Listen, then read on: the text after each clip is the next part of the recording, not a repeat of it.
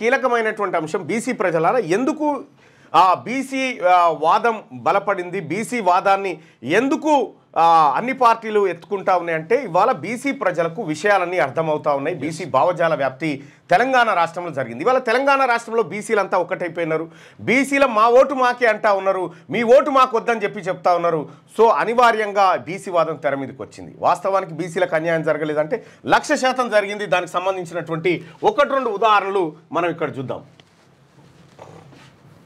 Right, ఇక్కడ ఐఐటీలు ఉన్నాయి. Indian Institute of technologies ఎన్ని 1 2 3 4 5 6 7 8 9 10 10 ఐఐటీలు ఉన్నాయి జాతీయ స్థాయిలో, మొత్తం జాతీయ స్థాయిలో. Indian Institute of Technology, IIT Bombay, IIT Kharagpur, IIT Madras, IIT Jodhpur, IIT Hyderabad, IIT Mandi, ఇట్లా ఇవన్నీ ఉన్నాయి కదా. దీంట్లో ప్రొఫెసర్లు హెచ్ఓడీలు ఎంతమంది ఓబీసీలు ఉన్నారు, మొత్తం ఎంతమంది ఉన్నారు ఒకసారి చూస్తే ఐఐటి బాంబేలో మొత్తం 40 మంది హెచ్ఓడీలు ఉన్నారు.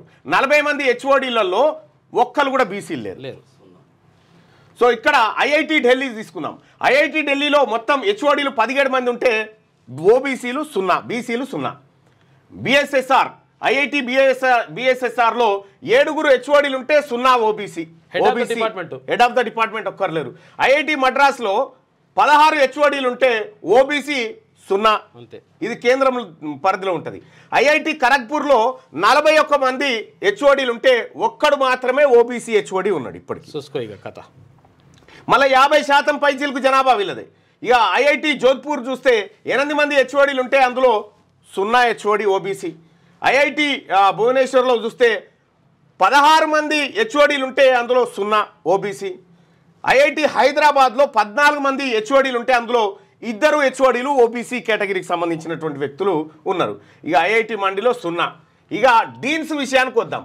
డీన్స్ విషయానికి వస్తే ఐఐటి బాంబేలో డీన్స్ 13 మంది ఉంటే ఓబీసీలు 0. ఢిల్లీ, ఐఐటి ఢిల్లీలో డీన్స్ 5 ఉంటే ఓబీసీలు 0. ఐఐటి బీబీఎస్ఆర్లో 5 డీన్స్ ఉంటే ఓబీసీలు 0. ఐఐటి మద్రాసులో 7 డీన్స్ ఉంటే బీసీలు 0. ఐఐటి ఖరగ్పూర్లో 8 మంది డీన్స్ ఉంటే వాళ్ళు 0.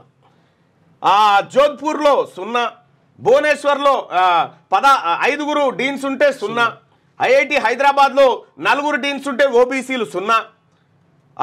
ఐఐటి మండిలో 5 డీన్స్ ఉంటే 0. దేశవ్యాప్తంగా ఏ ఐఐటిలో కూడా డీన్స్ ఒక్కరు కూడా ఓబీసీలు లేరు. చూసుకోలేదు. అందుకోసం బీసీలు రావాలి. జడ్జెస్ విషయం నిన్న చూసినాం కదా, 650 జడ్జి పోస్టులు కొలీజియం రిక్రూట్ చేస్తే 500 పైచీలకు ఓన్లీ అప్పర్ క్యాస్టే. చూసుకో. ఇక ఇదేగా ప్రొఫెసర్ల విషయానికి వద్దాం. ఐఐటి బాంబేలో ఓబీసీ ప్రొఫెసర్ ఒక్క ఆయన కూడా లేడు. 281 మంది ప్రొఫెసర్లో బీసీ ఆయన ఒక్క ఆయన లేడు ఐఐటి బాంబేలో. ఐఐటి ఢిల్లీలో 198 మంది ఉంటే ఒక్క ఆయన కూడా బీసీ ప్రొఫెసర్ లేడు. ఐఐటి బీబీఎస్ఆర్లో 0. ఐఐటి మద్రాసులో 247 ప్రొఫెసర్లు ఉంటే అందులో 25 మంది. ఈ అంతో ఇంతో రావడానికి కూడా అక్కడ చైతన్యం కారణం, అక్కడ బీసీ ముఖ్యమంత్రులు కారణం. 25 మంది. ఇక్కడ ఐఐటి ఖరగ్పూర్ డాటా లేదు. జోధ్పూర్కి సంబంధించి 0. ఐఐటి బిహెచ్యుకి సంబంధించి 94 మంది ప్రొఫెసర్లు ఉంటే 0. ఐఐటి హైదరాబాద్లో 7 ప్రొఫెసర్లు ఉంటే బీసీలు 0. ఐఐటి మండిలో ఇది 2016 వరకు డేటా సోదరుల, ఇంకా లేటెస్ట్ డేటా ఇంకా దారుణంగా ఉంటుంది. ఐఐటి మండిలో 7 ప్రొఫెసర్లు ఉంటే 0. ఇక అసిస్టెంట్ ప్రొఫెసర్స్ విషయానికి వస్తే ఐఐటి బాంబేలో 174 మంది అసిస్టెంట్ ప్రొఫెసర్లు ఉంటే బీసీ ప్రొఫెసర్ అసిస్టెంట్ ప్రొఫెసర్ ఒక్క ఆయనే. ఐఐటి ఢిల్లీలో 147 మంది అసిస్టెంట్ ప్రొఫెసర్లు ఉంటే 10 మంది ఓబీసీ. ఐఐటి బీబీఎస్ఆర్లో 78 మంది ఉంటే 8 మంది ఓబీసీ. ఐఐటి మద్రాసులో 172 మంది ఉంటే 17 మంది ఓబీసీ. ఇక్కడ జోధ్పూర్కి సంబంధించి 47 మంది అసిస్టెంట్ ప్రొఫెసర్స్ ఉంటే అందులో 3 మాత్రమే బీసీ. ఇక ఐఐటి బిహెచ్యులో 86 మంది అసిస్టెంట్ ప్రొఫెసర్స్ ఉంటే ఒక్కరు కూడా ఓబీసీ వర్గం నుంచి లేరు. ఐఐటి హైదరాబాద్లో 97 మంది ఉంటే కేవలం 14 మంది మాత్రమే ఓబీసీ కేటగిరీకి సంబంధించి. ఇక ఐఐటి మండికి సంబంధించిన దాంట్లో 70 మంది అసిస్టెంట్ ప్రొఫెసర్లు ఉంటే 3 ఓబీసీ. ఇక అసోసియేట్ ప్రొఫెసర్ల విషయానికి వస్తే సేమ్ ఇదే కథ. 136 మంది బాంబే ఐఐటిలో ఉంటే 4 మాత్రమే ఓబీసీ. ఈ బీసీలకు సంబంధించి విద్యా సంస్థలలో కూడా ప్రొఫెసర్లు బీసీలు లేకుండా అప్పనంగా అప్పర్ క్యాస్ట్ కొట్టుకొని పోతే ఇంకా బీసీ ఉద్యమం రాకపోతే ఏమవుతుంది? ఆంధ్ర వాళ్ళు నీళ్లు దోసుకపోయారు, నిధులు దోసుకపోయారు, నియామకాలు దోసుకపోయారు అని చెప్పి ఈ దేశంలో ఉన్నటువంటి బీసీలకు సంబంధించినటువంటి ఉద్యోగాలని దోసుకపోయినటువంటి వాళ్ళు ఎవరు? అప్పర్ క్యాస్ట్ దోసుకపోయింది కదా. మరి ఈ క్యాస్ట్లకు సంబంధించినటువంటి ఎందుకు ఇంతగానం అంటే రాజ్యాధికారం వాళ్ళ చేతిలో ఉంది కాబట్టి ఇవి కొట్టుకొని పోయారు. తెలంగాణ ఉద్యమం అప్పుడు అన్నాము, నా భాషలో బడి లేదు, బడిలో నా భాష లేదు, నాకున్నది బాధ మాత్రమే అన్నాము. ఇప్పుడు ఇక్కడ ఏమున్నది? ఈ ప్రొఫెసర్ ఒక్కడు కూడా లేడు, మావాడు ప్రొఫెసర్ లేడు, పెద్దోడు మావాడు, మా చదువు లేదు, మా డీన్ లేడు, వస్తే మేము కట్టే పనులతో వీళ్ళకి జీతాలు తీసుకోవడం. ఇందులో బ్యాక్లాగ్ వేకెన్సీస్ ఉంటాయి ఓబీసీకి, నింపరు. ఎందుకు నింపరు? వీళ్ళకి ఉద్యోగాలు ఇవ్వాల్సి వస్తుందని.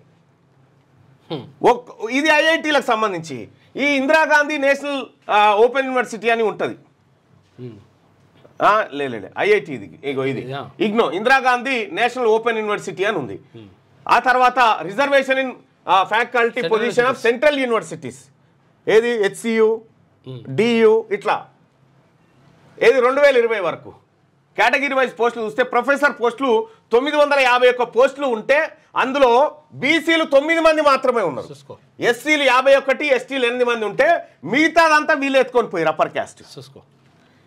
అసోసియేట్ ప్రొఫెసర్స్ వీళ్ళు 2352 మంది ఉంటే జనరల్ కేటగిరీ వాళ్ళకు ఎస్సీలు 141, ఎస్టీలు 40, బీసీలు 31. ఇక్కడ అసిస్టెంట్ ప్రొఫెసర్స్ 5055 జనరల్ కేటగిరీ జనరల్లో ఉంటే 975 ఎస్సీ, ఎస్టీ 463, ఓబీసీ 1260. ఇది కూడా ఎందుకు పెరిగిందంటే 2016 తర్వాత అక్కడ ఆర్టీఐ పెట్టి ఇన్ఫర్మేషన్ తీస్తే మొత్తం కూడా అసలు ఓబీసీ ప్రొఫెసర్లే లేరు. ఆ తర్వాత ఇది పెరిగింది. రైట్గా ఇందిరాగాంధీ నేషనల్ ఓపెన్ యూనివర్సిటీ చూద్దాం. ప్రొఫెసర్లు మొత్తం జనరల్ కేటగిరీలో 18 మంది ఉంటే ఎస్సీలు 2 ఉన్నారు, ఎస్టీలు లేరు, ఓబీసీలు లేరు. అసోసియేట్ ప్రొఫెసర్లు 68 మంది ఉంటే ఎస్సీలు 6 ఉన్నారు, ఎస్టీలు 2, ఓబీసీలు 0. అసిస్టెంట్ ప్రొఫెసర్లు 119 మంది ఉంటే జనరల్ కేటగిరీలో ఎస్సీ వాళ్ళు 19, ఎస్టీ 11, ఓబీసీ 9. మొత్తం ఇందిరాగాంధీ నేషనల్ ఓపెన్ యూనివర్సిటీలో professor, associate professor, assistant professor వీళ్ళందరూ కలిపి కూడా కేవలం 9 మంది మాత్రమే చూసుకోలేక ఓబీసీలు ఉన్నారు. ఇందుకోసం కదా జరుగుతున్నటువంటి ఉద్యమం. ఇది రాజ్యసభకు వాళ్ళు సమర్పించారు. రాజ్యసభ మినిస్ట్రీస్ రిప్లై డేట్ 6 తారీఖు ఫిబ్రవరి 2020లో సభకు సమర్పించిన రిపోర్ట్. ఇది ఎవరు తీసుకొచ్చింది కాదు, డైరెక్ట్ గా అఫీషియల్ రిపోర్ట్. అది ఇది జరిగినటువంటి కార్యక్రమం. ఇందుకోసం రాహుల్ గాంధీ గారు బీసీ ప్రజలారా మీకు జుడిషియర్లో లేదు, మీకు ఏది ఎడ్యుకేషన్ డిపార్ట్మెంట్లో లేదు, అసలు హెచ్ఓడీలు మీ వాళ్ళు లేనే లేరని చెప్పి చెప్తా ఉన్నారు. మీరు పోరాడండి అని చెప్పి చెప్తా ఉన్నాడు. రాహుల్ గాంధీ గారు ఇచ్చినటువంటి పిలుపు ఆధారంగానే మీ చేతిలో అధికారం లేదు, మీకు అధికారం రావాలని చెప్పడంతో మహేష్ కుమార్ గౌడ్ గారు ఈ మాట మాట్లాడడం జరిగింది. బీసీల్ని రాజ్యాధికారం ఇవ్వాలని రాహుల్ గాంధీ గారు తీసుకున్న నిర్ణయము ఏదో ఒక రోజున తెలంగాణ రాష్ట్రానికి బీసీ ముఖ్యమంత్రి అవుతాడు, అది కాంగ్రెస్ పార్టీలో అవుతాడు. వచ్చే ఎన్నికలన్నీ కూడా బీసీల చుట్టే తిరుగుతాయి.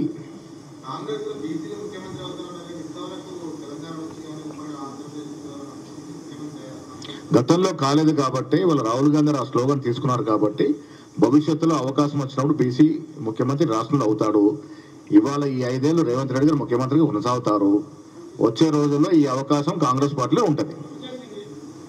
ఇది క్లియర్. ఇది రాహుల్ గాంధీ గారి మాట. మహేష్ కుమార్ గౌడ్ గారి పెదవుల నుంచి వచ్చినా కూడా ఇది రాహుల్ గాంధీ గారి మాట. రాష్ట్ర అధ్యక్షుడు కాబట్టి ఆయన మాట. సో వాస్తవం జరిగినటువంటి ఇన్ని వ్యవస్థల్లో మన సంపద కొల్లగొడతా ఉంటే, ఇన్ని వ్యవస్థల్లో జొరబడి బీసీలకు రావాల్సిన హక్కులను కాలరాస్తా ఉంటే, బీసీ ఉద్యమాలు పుట్టకపోతే ఏమైతే ఎన్ని రోజులు చేస్తావు ఇట్లా ఈ దోపిడీ? ఈ దోపిడీ ఎన్ని రోజులు చేస్తావు?